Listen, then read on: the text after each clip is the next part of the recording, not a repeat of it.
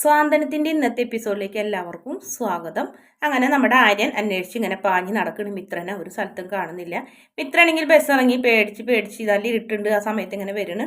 അങ്ങനെ ഒരുപാട് നേരം അന്വേഷിച്ച് ആര്യൻ ഒടുവിൽ മിത്രയുടെ ബാക്കിൽ വന്ന് നിൽക്കുന്നുണ്ട്. അതിനുശേഷം മിത്രനെ കണ്ടപ്പോൾ ചോദിക്കും, നീ എവിടേക്ക് പോയേ? ടൗണിലേക്ക് പോയതാവുമല്ലേ കൂട്ടുകാരിനെയും കൊണ്ട്? നിനക്ക് വീട്ടിൽ പറഞ്ഞിട്ട് പൊക്കൂടെ എന്നൊക്കെ ചോദിക്കും. പിന്നെ എനിക്ക് നിന്റെ കാര്യങ്ങൾ അന്വേഷിക്കേണ്ട കാര്യമില്ല, ഞാൻ നിന്നോട് പറഞ്ഞിട്ടുണ്ട് നിന്റെ കാര്യങ്ങളൊന്നും അന്വേഷിക്കില്ല എന്ന്. പക്ഷെ നീ താമസിക്കുന്ന കൃഷ്ണമംഗലമല്ലാതെ മംഗലമാണ്. നീ ഇങ്ങനെ പല സ്ഥലങ്ങളിലും കറങ്ങി നടന്നാൽ ഞങ്ങൾക്ക് നാണക്കേട് ഉണ്ടാവും. മാത്രമല്ല മിത്ര എന്ന് പറഞ്ഞ് നാമം ജപിക്കുന്ന ഒരാളും എൻ്റെ വീട്ടിലുണ്ട്, എൻ്റെ അമ്മ. അവരോടെങ്കിലും നിനക്ക് പറഞ്ഞിട്ട് പോയിരുന്നില്ലേ എന്ന് ചോദിക്കും. അപ്പം ഞാൻ വീട്ടിൽ പറഞ്ഞിട്ട് പോകാൻ പറ്റിയ സ്ഥലമല്ല, എന്നാലും ഞാൻ ആര്യനോട് പറയാമെന്ന് പറയും. അപ്പോൾ ആര്യൻ ഇങ്ങനെ ബൈക്ക് നിർത്തി ഇങ്ങനെ മുഖത്തേക്ക് ഇങ്ങനെ നോക്കുന്നുണ്ട്. അപ്പം മിത്ര പറയുന്നു, ഇങ്ങനെ ഞാൻ മിഥുനെ കാണാൻ പോയതെന്ന് പറയും. മിഥുനെ കാണാൻ പോയെന്ന് പറയുമ്പോൾ പെട്ടെന്ന് തന്നെ ആര്യന് ദേഷ്യം വരുന്നുണ്ട്. ആര്യൻ പറയും, പണ്ട് ഞാൻ നിന്നോട് അവനെ കാണരുതെന്ന് ഞാൻ പറഞ്ഞിട്ടുണ്ടായിരുന്നു. അന്ന് പക്ഷെ എനിക്ക് അത് പറയാൻ അവകാശം ഉണ്ടായിരുന്നില്ല. ഇന്ന് എനിക്ക് നിന്നോട് അത് പറയാൻ അവകാശമുണ്ട്, കാരണം നീ എൻ്റെ ഭാര്യ ഇനി, അതുകൊണ്ട് എനിക്കത് പറഞ്ഞേ പറ്റൂ എന്ന് പറയും. അപ്പം എന്നെ ഭാര്യയായിട്ട് അംഗീകരിക്കുന്നുണ്ടല്ലേ എന്ന് മിത്ര ചോദിക്കുമ്പോൾ നാട്ടുകാരുടെ മുന്നിലെങ്കിലും അത് വേണ്ടേ എന്ന് ആര്യൻ ചോദിക്കുന്നത്. അപ്പോഴും സ്വയമായിട്ട് പറയുന്നില്ല. ആര്യൻ എന്നെ അതുപോലെ തന്നെയാണ്. എനിക്ക് നാട്ടുകാരുടെ മുന്നിലല്ല, ശരിക്കും ആര്യൻ എൻ്റെ ഭർത്താവ് തന്നെയാണെന്ന് പറയും. ആര്യന് ഒരു ദോഷം ഉണ്ടാവുന്ന രീതിയിലല്ല ഞാൻ പോയിട്ടുള്ളത്. ഞാൻ അവനായിട്ട് കൂട്ടുകെട്ടും പഴയ കൂട്ടുകെട്ടും അല്ല, ഞാൻ അത്തരക്കാരിയല്ല എന്ന് ആര്യന് നന്നായി അറിയാം. പിന്നെ എൻ്റെ സ്വർണം തിരിച്ചു വാങ്ങാൻ പോയതാണ്. ആ സ്വർണ്ണമെങ്കിലും തിരിച്ചു വാങ്ങി കഴിഞ്ഞിട്ട് കൃഷ്ണമംഗലത്താർക്ക് കൊടുത്ത് ആര്യനെ രക്ഷിക്കാൻ വേണ്ടിയിട്ടാണ്. ആര്യനെ ഇതിൽ നിന്ന്, ഇത്രയും ബുദ്ധിമുട്ട് നാണക്കേടിൽ നിന്ന് രക്ഷിക്കാൻ വേണ്ടിയിട്ട് എന്തെങ്കിലും ഒരു മാർഗം ഉണ്ടോ എന്ന് അറിയാൻ പോയതാണ്. എന്നിട്ട് അവനെ കണ്ടോ, സ്വർണം കിട്ടിയോ എന്നൊക്കെ ചോദിക്കും. അവൻ ഇവിടെ ഇല്ല, ദുബായിലേക്ക് പോയി, 3 മാസം കഴിഞ്ഞിട്ട് വരുള്ളൂ എന്ന് പറയുന്നതെന്ന് പറഞ്ഞു. അവൻ ഒരിക്കലും പോകില്ല, അവൻ അവിടെ തന്നെ ഉണ്ടാവും. അവൻ ആരാണ് മോൻ? അവനെ ആ സ്വർണ്ണമൊക്കെ വിറ്റിട്ടുണ്ടാവും. നീ ചെല്ലുമ്പോൾ ആ സ്വർണ്ണം അവൻ എടുത്ത് വെച്ചിരിക്കല്ലേ. പിന്നെ ഇനി നീ സ്വർണ്ണം വെള്ളി അന്വേഷിച്ചൊന്നും പോകാൻ നിൽക്കണ്ട, പറഞ്ഞേക്കാം. അത് ഞാൻ പറഞ്ഞില്ലേ, അത് ഞാൻ ഏറ്റെടുത്ത കാര്യമല്ല, അത് ഞാൻ എന്ന് മിത്രനോട് പറയുന്നു ആര്യൻ ദേഷ്യപ്പെട്ടിട്ട്. അതിനുശേഷം വാ കയറ് എന്ന് പറയും വണ്ടിമേൽ. അങ്ങനെ മിത്ര ബൈക്കുമേൽ കയറും, പറയും കയറിയാൽ മതി, പിടിക്കൊന്നും വേണ്ട എന്ന് പറയും. അങ്ങനെ രണ്ടുപേരും കൂടെ വണ്ടിമേലെ പോണ്. നമ്മുടെ അച്ഛമ്മ എന്നുണ്ടെങ്കിലും മിത്രനെ കാണാത്തത് അന്വേഷിച്ച് ഇങ്ങനെ വഴിയിൽ ഇങ്ങനെ നിൽക്കായിരിക്കും. ആര്യൻ ഇങ്ങനെ അന്വേഷിച്ച് പോയിട്ടുണ്ടായിരുന്നല്ലോ. അങ്ങനെ രണ്ടുപേരും കൂടെ വണ്ടിമേൽ വരുന്നത് കാണുമ്പോൾ അച്ഛമ്മ നിൽക്കണമെന്ന് മിത്ര പറയും ആര്യനോട്. അച്ഛമ്മ എനിക്ക് വേഗം ഗേറ്റിൻ്റെ അവിടേക്ക് വരുന്നുണ്ട്. ഗേറ്റിൻ്റെ അവിടേക്ക് വന്നിങ്ങനെ നിൽക്കുമ്പോൾ ആര്യനോട് മിത്ര പറയുന്നത്, എൻ്റെ അച്ഛമ്മയ്ക്ക് വേണ്ടിയെങ്കിലും എന്നോടൊന്ന് സ്നേഹം അഭിനയിക്കാൻ പറയുമ്പോൾ പറ്റില്ല എന്ന് പറയും. പ്ലീസ് ആര്യ, എൻ്റെ അച്ഛമ്മ ഒന്ന് സന്തോഷിച്ചോട്ടെ എന്ന് പറയും. അങ്ങനെ മിത്ര ഇല്ലാതെ തന്നെ വീണ്ടും തീർത്ത് പറയും. അങ്ങനെ മിത്ര ഇറങ്ങി അച്ഛമ്മയുടെ അടുത്തേക്ക് നടക്കും. ആ സമയത്ത് ആര്യന് പെട്ടെന്ന് വിഷമാവും. ആര്യൻ്റെ മനസ്സലിയും. ആര്യൻ വേഗം ചെന്ന് മിത്രനെ തോളിൽ കൈ പിടിച്ച് മുത്തശ്ശിയുടെ അടുത്തേക്ക് ചെല്ലും. അച്ഛമ്മയുടെ അടുത്തേക്ക് ചെല്ലും. അച്ഛമ്മയെ എന്ന് ചോദിക്കും, മോളെ നിന്നെ ഈ ഒടുത്തൊരുങ്ങി ഇങ്ങനത്തെ ഒരു കാഴ്ച കാണാൻ അച്ഛമ്മ എത്ര കൊതിച്ചിട്ടുണ്ടെന്നറിയോ? അതും ഇപ്പം എൻ്റെ ആര്യമോൻ്റെ കൂടെ ആയതുകൊണ്ട് എനിക്ക് ഒരുപാട് സന്തോഷമായി മോളെ എന്നൊക്കെ പറയും. മോളെ നിനക്ക് സുഖമാണോ എന്ന് ചോദിക്കും. അതേന്ന് പറയും. അച്ഛമ്മ തന്ന കൃഷ്ണൻ്റെ വിഗ്രഹം മോളയിൽ ഇല്ലേന്ന് ചോദിക്കുമ്പോൾ ഉണ്ട് അച്ഛമ്മേ, ഭഗവാൻ ശരിക്കും ഭഗവാനാണ് മോളെ, നിങ്ങളും തമ്മിൽ ഒന്നിപ്പിച്ചതെന്നൊക്കെ പറഞ്ഞ് അച്ഛമ്മ നല്ല സന്തോഷത്തോടെ ഇങ്ങനെ അനുഗ്രഹിക്കുന്നു രണ്ടുപേരെ. ആ സമയത്ത് ആര്യം പറയുന്നുണ്ട്, അമ്മമ്മ പേടിക്കണ്ട, മിത്രനെ ഞാൻ പൊന്നുപോലെ നോക്കും, അമ്മമ്മ സമാധാനമായിട്ടിരിക്കുന്നു പറയും. എനിക്കത് മതി മോനെ, എനിക്കറിയാം എൻ്റെ ഗോമതിയുടെ അടുത്തുനിന്ന് എൻ്റെ മോളെത്തിയിട്ടുള്ളത് എന്നൊക്കെ പറഞ്ഞ് ഒരുപാട് സന്തോഷത്തോടെ അങ്ങനെ അച്ഛമ്മ അങ്ങനെ അനുഗ്രഹിക്കുന്ന സമയത്ത് അമ്മയെന്ന് വിളിച്ച് ഓടി വരുന്നുണ്ട് അച്യുതൻ. അമ്മ പെട്ടെന്ന് പേടിക്കും. അമ്മനോട് പറഞ്ഞിട്ടില്ലേ വഴി കാണുന്നവരോടൊന്നും സംസാരിക്കാൻ നിൽക്കരുതെന്ന്. ഞാൻ വഴി കാണുന്നവരോടൊന്നും സംസാരിച്ചല്ല, ചെറിയച്ഛ എന്നപ്പം മിത്ര വിളിക്കുമ്പോൾ ചെറിയച്ഛൻ ആര് ചെറിയച്ഛൻ പോടി അവിടെ നിന്ന് പറയും. അപ്പം പെട്ടെന്ന് ആരും ദേഷ്യം വരും. വല്ലാണ്ട് ഷോ ഒന്നും ഇറക്കണ്ടെന്ന് പറയും. എന്താടാ ഷോ ഇറക്കിയാൽ നീ എന്ത് ചെയ്യുന്നൊക്കെ ചോദിക്കും. അപ്പോൾ ഇതിന് ആനന്ദവർമ്മയും വരും.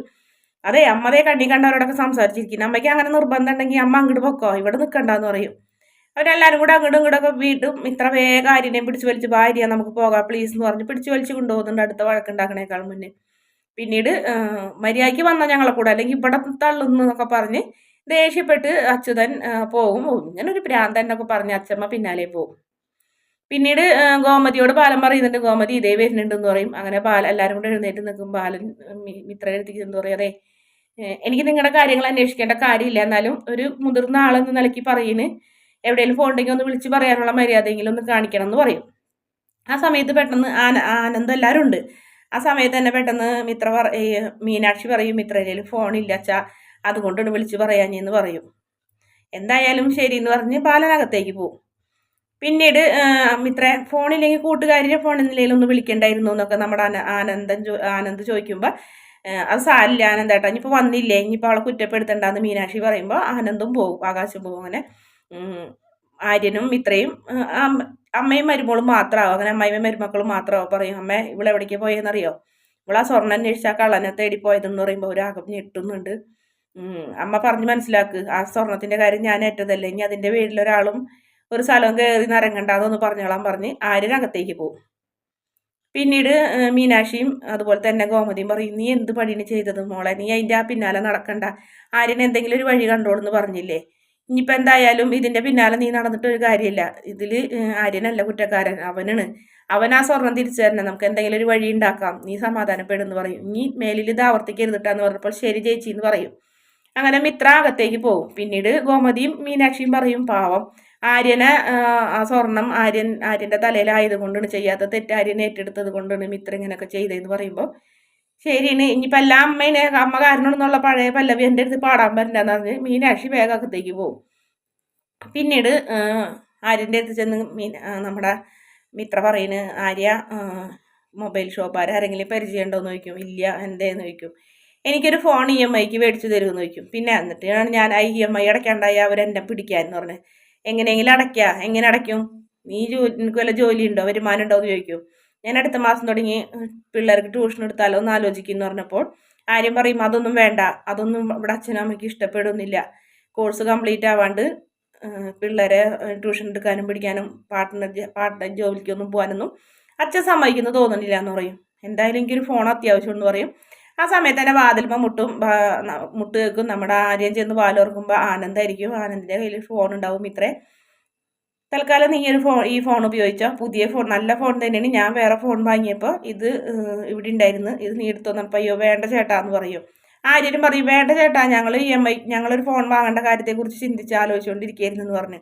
അതെന്താടാ ഞാൻ അന്യനാണോ, ഞാൻ നിങ്ങൾക്ക് ഈ ഫോൺ തന്നൊക്കെ എന്നിൽ നിന്ന് മേടിച്ചാൽ നിങ്ങൾക്ക് എന്താ വിഷമം എന്നൊക്കെ ചോദിച്ച് നമ്മുടെ ആനന്ദിന് പെട്ടെന്ന് തന്നെ വിഷമാവുന്നുണ്ട്. ഞാൻ അങ്ങനെ മനസ്സിലൊന്നും കണ്ടിട്ട് നിങ്ങൾക്ക് തന്നതൊന്നുമല്ല, നിങ്ങളെ കൊച്ചാക്കിയതൊന്നുമല്ല, എന്നാൽ ശരി നിങ്ങൾക്ക് വേണ്ടെങ്കിൽ വേണ്ടെന്ന് പറഞ്ഞപ്പോൾ മിത്ര ഓടിച്ചൊന്ന് മേടിക്കും. അയ്യോ ചേട്ടാ എനിക്ക് ഈ വീട്ടിൽ ഞാൻ അങ്ങനെ ഒരു ഫോർമാലിറ്റിക്ക് വേണ്ടാന്ന് പറഞ്ഞത് ചേട്ടാ, അല്ലാണ്ട് എനിക്ക് ഫോൺ ആവശ്യമാണ്, ചേട്ടനത് ഇങ്ങോട്ട് തന്നെ ഈ വീട്ടിൽ ആദ്യമായിട്ട് ഞാൻ വന്നതിന് ശേഷം എനിക്ക് ആദ്യമായിട്ട് കിട്ടിയൊരു സമ്മാനമാണ്, മിത്ര താല്പര്യം ഉണ്ടെങ്കിൽ മാത്രം മതി എന്ന് പറഞ്ഞ് എൻ്റെ പഴയ ഫോൺ ഉപയോഗിക്കുന്ന ഒരു വിഷമമാണെന്ന് പറഞ്ഞപ്പോൾ ഒരിക്കലില്ല ചേട്ടാ, എനിക്കിത് നല്ല പ്രതീക്ഷിക്കാതെ കിട്ടിയ സമ്മാനമാണ്, എനിക്ക് നല്ല സന്തോഷമുണ്ട് എന്നൊക്കെ പറഞ്ഞ് മിത്ര അങ്ങനെ കരയിന് ചെയ്യുന്നത്. പെട്ടെന്ന് ഞാനൊരു ഫോൺ ആഗ്രഹിച്ചിരിക്കുന്ന സമയത്ത് ആനന്ദേട്ടൻ എനിക്ക് ഫോൺ തരാൻ തോന്നിയില്ലേ എന്നൊക്കെ പറഞ്ഞ് മിത്ര ഒരുപാട് നന്ദി പറയുമ്പോൾ ആനന്ദ് ആര്യനോട് പറയണ്ടടാ ഈ മിത്ര ഒരു പാവണല്ലേ, പാവം നിഷ്കളങ്കായ മനസ്സുള്ളവരുണ്ട, പെട്ടെന്ന് ഇങ്ങനെ കരയാ കണ്ടില്ലേ എന്നൊക്കെ പറയുമ്പോൾ ശരിയാണ് അവള് പാവണെന്നൊക്കെ പറഞ്ഞ് അവളെ തോളിൽ ഇങ്ങനെ പിടിക്കുന്നുണ്ട് ആര്യൻ.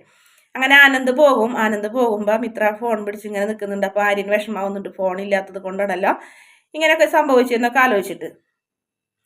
പിന്നെ മീനാക്ഷിയുടെ ജോലി സ്ഥലത്തെ ആ ചേച്ചിയുടെ മോളുടെ കല്യാണക്കാരൊക്കെ പറയുന്നുണ്ട്, അതിനെക്കുറിച്ച് ഒരു തീരുമാനം വേഗം പറയണം എന്ന് പറയും. പിന്നീട് ആ ചേച്ചിയുടെ ഫോൺ വരും കല്യാണത്തിന്, അവർക്ക് സമ്മതമാണ്, പെണ്ണ് കാണാൻ എത്രയും പെട്ടെന്ന് ചെല്ലാൻ പറയുന്നുണ്ട്. അപ്പം എല്ലാവർക്കും വീണ്ടും ഒരു സന്തോഷമൊക്കെ ആയി വരുന്നുണ്ട്. ആനന്ദിൻ്റെ കല്യാണത്തിന് നല്ല സന്തോഷത്തോടെയൊക്കെ അവർ പോകാൻ എന്നൊക്കെയാണ് വിചാരിക്കുന്നത്. ഇതേ സമയം തന്നെ പിറ്റേ ദിവസം രാവിലെയാണ് കാണിക്കുന്നത് മിത്ര ആ ഫോൺ ഓൺ ചെയ്യുമ്പോൾ ആനന്ദ് പഴയ സ്നേഹിക്കുന്ന പെൺകുട്ടിക്ക് അയച്ച മെസ്സേജ് ഇങ്ങനെ കാണുന്നത് കേൾക്കുമ്പോൾ ചിരിക്കുമ്പോൾ മീനാക്ഷി വരുന്നുണ്ട്. മീനാക്ഷി വന്നിട്ട് എന്ത് പറ്റിയെന്നൊക്കെ ചോദിക്കുമ്പോൾ ഇങ്ങനെയൊക്കെയാണ് സംഭവങ്ങൾ എന്നൊക്കെ പറയുന്നുണ്ട്.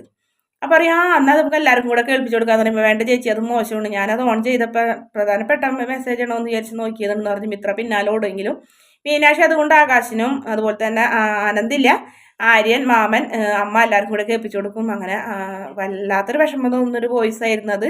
എത്രയും പെട്ടെന്ന് ഞാൻ വീട്ടിൽ പറയാം, അച്ഛൻ സമ്മതിക്കുമെന്നാണ് തോന്നുന്നത്.